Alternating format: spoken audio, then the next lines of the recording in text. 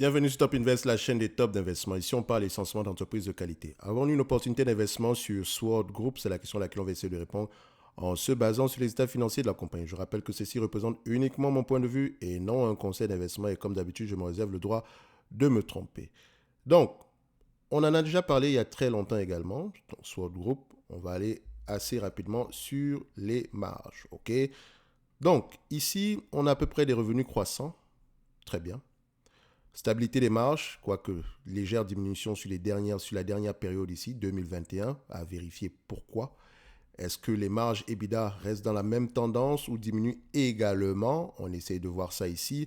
Je pense que quand on zoome un tout petit peu ici sur les 5 dernières années, on a à peu près, 10 dernières années, on a à peu près également une légère décroissance. 1% en moins, c'est quand même, dépendamment du revenu, si vous prenez par rapport au revenu, si c'est quand même 3 millions de différence, donc près de 2 millions 800 par là. Donc faites attention. Donc toujours aller vérifier la raison derrière. Est-ce que les coûts de production ont augmenté? Est-ce que les coûts d'exploitation ont augmenté? Ce genre de choses-là. Maintenant, je vais comparer ici les net income et les free cash flow, histoire de voir si on parle le même langage. On met ça sur le même graphique, on dézoome un tout petit peu, on met ça comme ça, on voit ici que les net income ont tendance à être très élevés par rapport au free cash flow. Et là, il y a quelque chose qui est bizarre, parce que c'est un peu trop élevé à mon goût. Donc, je vais essayer de voir si on peut avoir une information normalisée, histoire de voir si ça reste si on a à peu près la même, on continue à avoir la même information. Net income normalisé, je ferme juste, je les mets sur le même graphique. Voilà. Je pense qu'il faut plutôt, non, je pense que ça, c'est un problème au niveau de ce logiciel-ci, donc il faut toujours aller vérifier.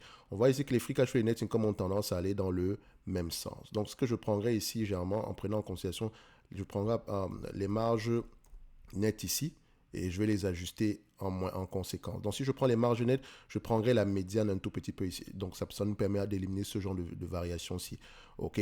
Donc, on a à peu près une entreprise qui arrive à avoir aux alentours de 10% de marge ici en termes de marge nette ici. Est-ce que les analystes s'attendent à des marges dans ce sens-là? On vérifie également les marges attendues. Nous avons à peu près 8% par là. OK, parfait. On a du 8% ici. Donc, je vérifie. Oh, j'ai pris les marges brutes, j'ai pris les marges nettes sans les ajuster. Attention, on va juste prendre ça ici. Margin, normalize margin, histoire de voir, voilà. Qu'est-ce qu'on a ici? Là, on a plutôt du 8% par là sur les dernières années. Mais vous comprenez ici que ça prend en considération beaucoup d'éléments exceptionnels.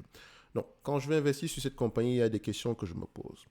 Au niveau des marges, le 8%, quelle est la différence par rapport, pourquoi est-ce que les marges ajustées sont moins élevées? Qu'est-ce qui impacte légèrement négativement cette partie-ci? Parce que si je prends les marges de 8% ici, il faudrait vraiment que j'ai une bonne raison derrière. OK? Donc, je vais prendre l'estimation des analystes ici et encore, je vérifie, est-ce qu'ils ont tendance à avoir raison par rapport à... C'est vraiment... c'est une période de 2 ans quand même, d'accord? Deux tiers du temps, ils ont raison. Ce sont 60% du temps ici. Ils ont raison. Donc, il faut faire attention néanmoins. Toujours aller vérifier. Donc, en termes de marge, je vois ici qu'on s'attend à peu près à quelque chose aux alentours de 8% par là. Je ne prends pas le chiffre exactement, 7,82, 8,19, 8,04, 8,32, je prends 8%. D'accord? Pas précisément avoir raison, le moins tort possible. C'est ce qu'on cherche. 8%. En termes de revenus, est-ce qu'on s'attend à une croissance des revenus ici?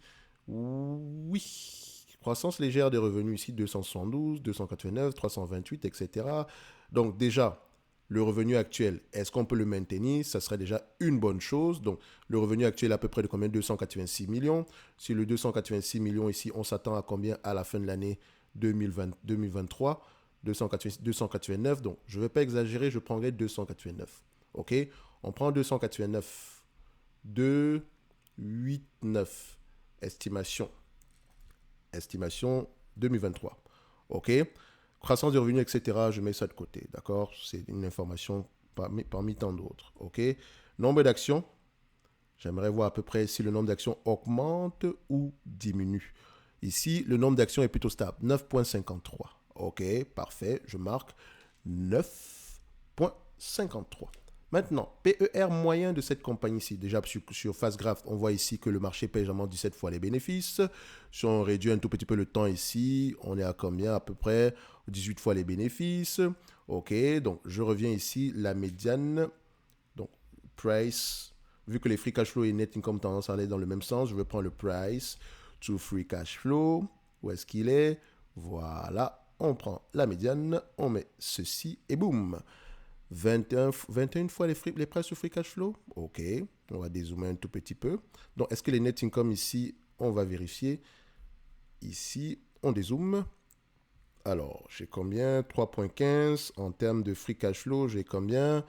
Aux alentours ici de 2,18. Donc, il y a quelque chose qui ne marche pas à ce niveau-ci. Dans tous les cas de figure, Sword Group, je sais déjà que par rapport à l'activité dans laquelle elle exerce, on peut se négocier entre eux.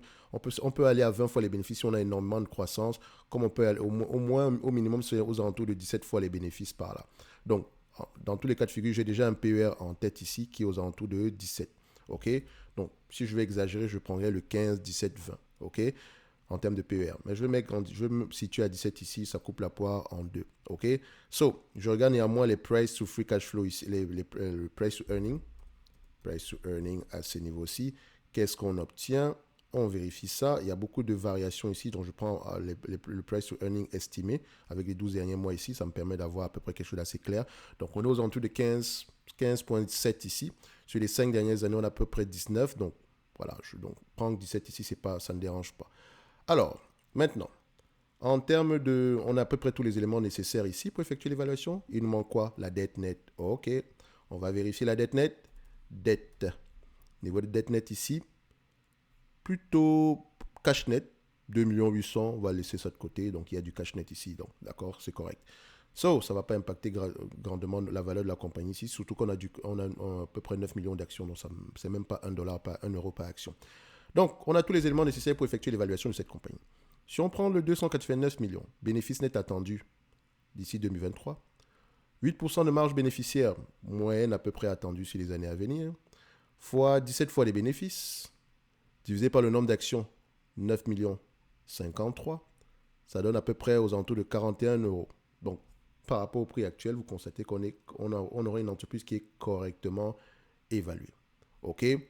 Ça, ce n'est que mon avis en date d'aujourd'hui, correctement évalué par rapport aux bénéfices nets attendus à peu près d'ici 2023. Donc, vous constatez ici que les marges, si elles sont plus élevées que ça, tant mieux. Évidemment, on s'attend à une certaine croissance dans le futur. Donc, il faut toujours aller regarder ici par rapport à la croissance future. Ici, on fait ceci. Ce sera nos hypothèses à peu près optimistes. Alors, on fait quoi à ces niveaux-ci? On s'attend à 367 millions d'ici 2025. OK, 367.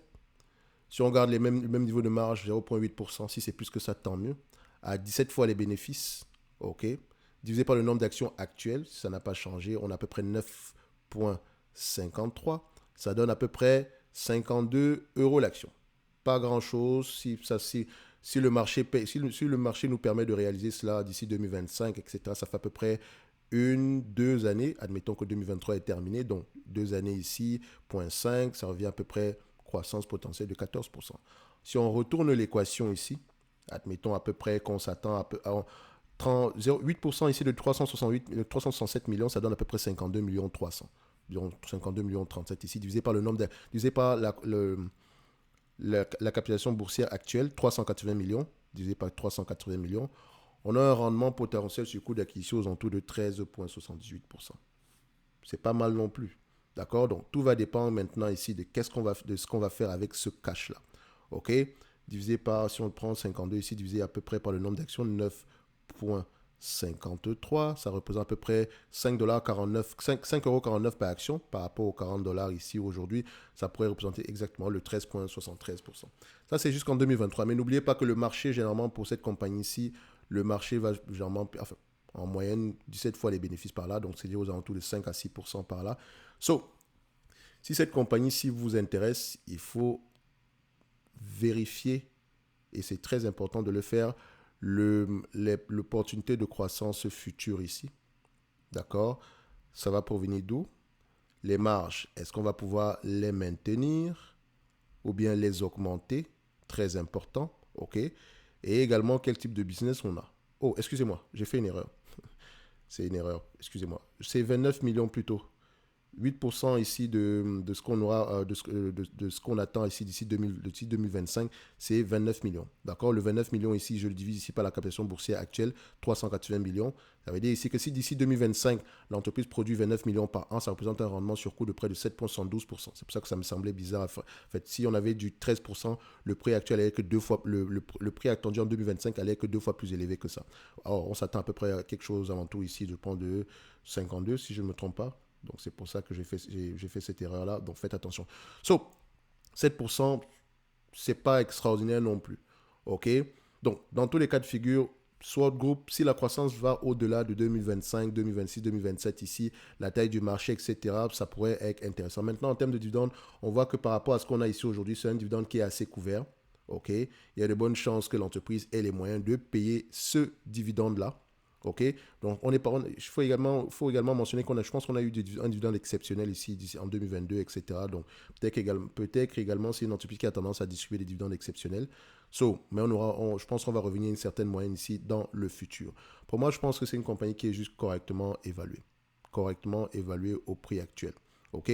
Donc, ceci n'est que mon point de vue et non un conseil d'investissement. Comme d'habitude, je me réserve le droit de me tromper.